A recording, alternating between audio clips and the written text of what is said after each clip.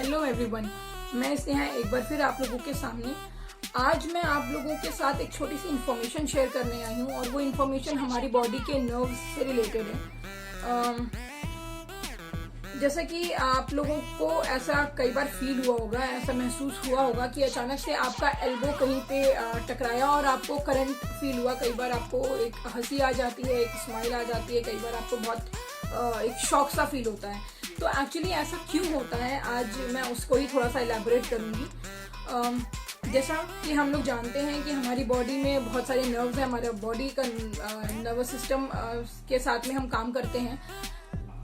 तो एक ऐसा नर्व जो हमारे कॉलर बोन, हमारी गर्दन से होता हुआ, हमारी शोल्डर से होता हुआ हमारे हाथों तक जाता है, हमारी कलाई पर आकर के हमारे रिंग फिंगर और बेबी फिंगर के बीच में डिस्ट्रीब्यूट हो जाता है प्रॉपरली। उस नर्व को हम एलर नर्व के नाम से जानते हैं। वैसे तो आप लोग ये भी जानते होंगे कि जो हमारा नर्व्स हैं, जो हमारे बॉडी में जो नर्व्स रन कर रहे हैं, वो नर्व्स हमारे बोन, मसल्स और बोन जॉइंट्स के बीच में सिक्योर्ड होते हैं, कवर्ड होते हैं उनसे, वो उनके बीच में सिक्योर्ड होते हैं। लेकिन अल्नर नर्व जो कि हमारे शोल्डर, हमारे कॉलर बोन से होता है, शोल्डर से होता हुआ हमारे हाथों में जाके डिस्ट्रीब्यूट होता है, एंड होता है, वो नस हमारी केवल स्किन और फैट के बीच में कवर होती है। उसको कवर करने के लिए, उस एलर नर्व को कवर करने के लिए कोई भी बोन या बोन जॉइंट्स काम नहीं कर होते, वो सिर्फ हमारी स्किन और फैट के बीच में होती है।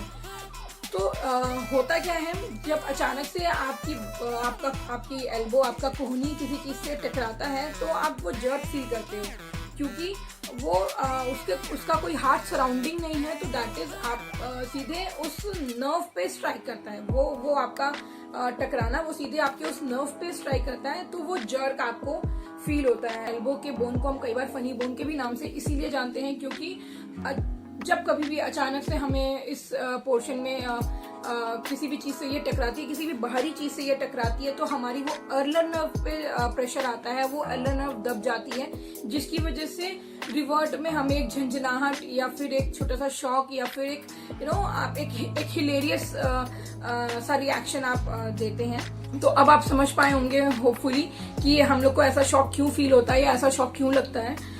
और लेकिन अब जब आप ये चीज समझ गए कि हमें वो शॉक एलर नर्व की वजह से होता है, हमें वो फील इस वजह से होता है, तो अब आपके दिमाग में एक क्वेश्चन और जरूर चल रहा होगा कि फनी बोन, ये इसका नाम फनी बोन क्यों पड़ गया, मतलब व्हाट इज द रीजन। तो एक्चुअली जो हमारी बॉडी में जो नर्व्स रन कर रहे हैं, जो हमारी हाथों में जो नर्व्स रन कर रहे हैं, मेडिकल टर्म्स में उनको ह्यूमरस कहा जाता है। उस नर्व्स को ह्यूमरस कहा जाता है। और ह्यूमरस का अगर हम मीनिंग देखते हैं तो दैट इज हिलेरियस, मतलब कोई भी ऐसी चीज जो आपको आपको हंसी आ जाए जिस चीज से, तो एक हिलेरियस चीज।